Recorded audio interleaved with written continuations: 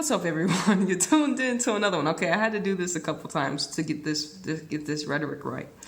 All right, let's go. So we have hair pulling in the 12th minute, right? Germany pull Mumbach's hair, and the reaction and responses to her red card is disrespectful.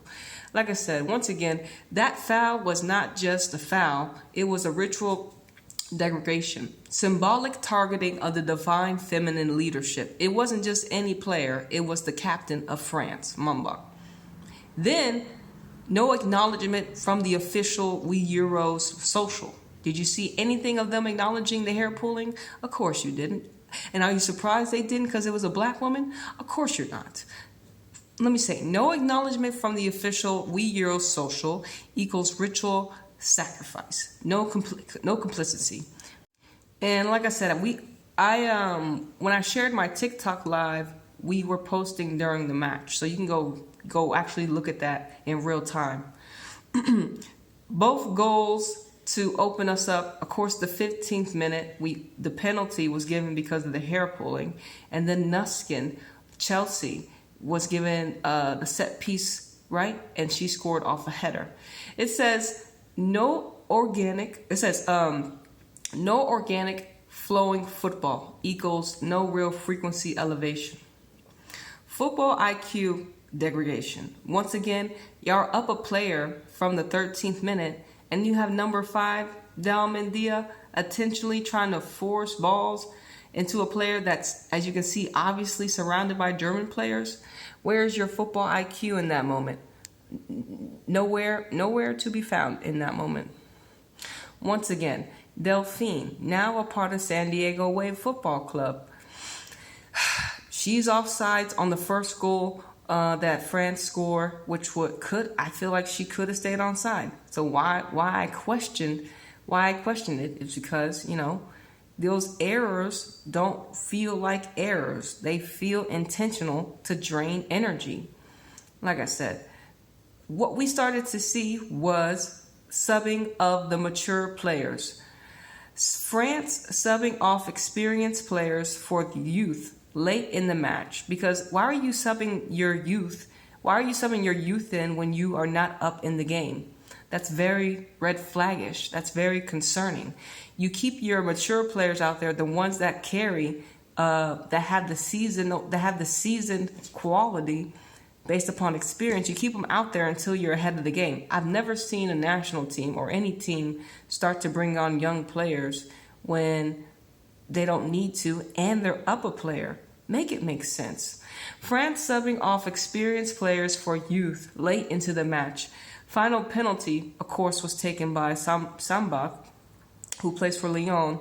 She's still a very she's still a very young player, unseasoned player. Like, you know what I'm saying? And she was the last one to take the penalty, and she got it saved. Like I said, once again, France subbing off experienced players for youth late in the match. Final penalty was taken by a young, unseasoned player who gets shot saved.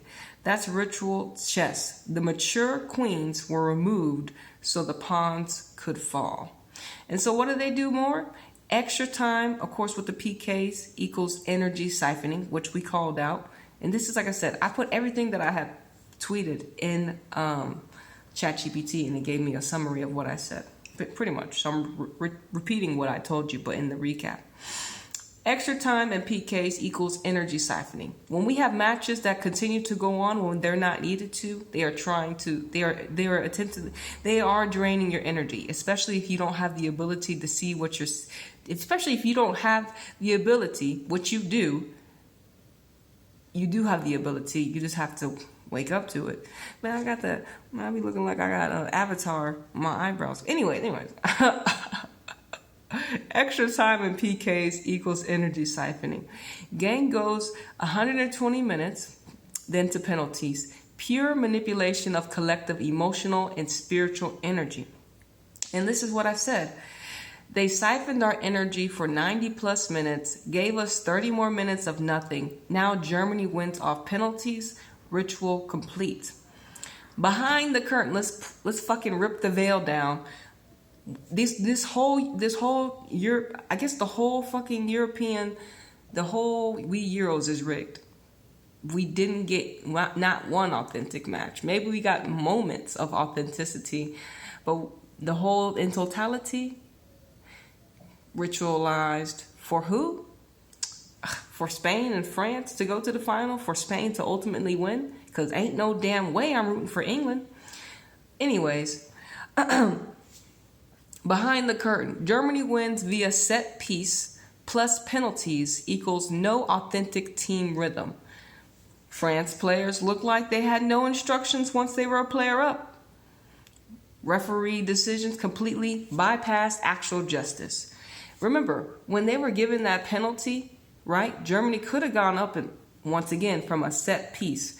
Julie looked like her long ass legs stepped in between Bacha's leg, and this is what happened to make her trip over. Like I said, did she even actually go to look at that penalty? Chelsea connections, once again, penalty score is a six-time Chelsea player. Well, not six-time Chelsea player, but of course, all the Chelsea players scored type shit. Remember, my closing remarks. This match wasn't about football, because nowadays it never is. It's about public energy manipulation, false narratives of power, sacrifice of the divine feminine leadership under the guise of sport, the elevation of control, face cards over real football essence type shit. And as we all know, we are seeing in real time the artificial grid is attempting to make you believe this is actually harmonic football that we're seeing on display. But it is not. It is manufactured. These matches, these players, unconsciously and subconsciously, soul contracted,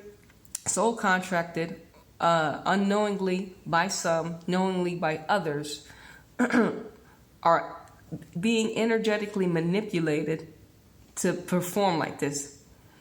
You know what I'm saying? I didn't make it up. You trying to tell me France had no idea how to score on a 10-player Germany team from the 13-minute plus? And even after, you peeped the scoreline. Remember how Sweden couldn't score from the 25-minute on after Blackstenius scored? Not surprised that this is the same thing we see from France. And once again, the penalties, when I started seeing all the young players come in, I'm just like, yep, it started to get more and more. As time continued to go on and France somehow couldn't find the back of the net, it started to get clearer and clearer and clearer. And like I tell you, France, one of the blackest teams in this tournament, to Germany, one of the whitest teams in this tournament. I can't help that this is the reality that a lot of the collective has agreed to.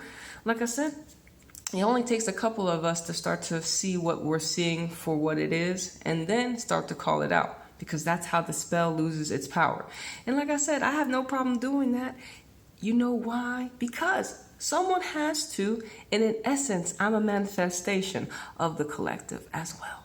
But anyways, that's the recap for Germany and France and the women's Euros. Ultimately, Spain is the best team out of everyone. And so we're going to see what? Spain, Germany. Boo. We're going to see Italy and England. Boo. Ultimately, it was supposed to be France, Spain, but that was never going to happen. So they always were going to set it up for what? They were always going to set it up against Spain. They were always going to set up Spain versus England, because once again, they want to disturb Spain's harmonic blueprint. They want to make Spain lose in front of everyone to show that they are not as good as they are. And they are, because they play harmonically and not artificially. And that is the reality of it, because all they can do is mimic essence and make a mockery of the divine feminine. Because remember, these are women, okay? And women are the divine feminine. So, therefore, they can't have the divine feminine heal the collective. And like I said, they're only delaying the inevitable. Remember, because the illusion is only temporarily in this bitch.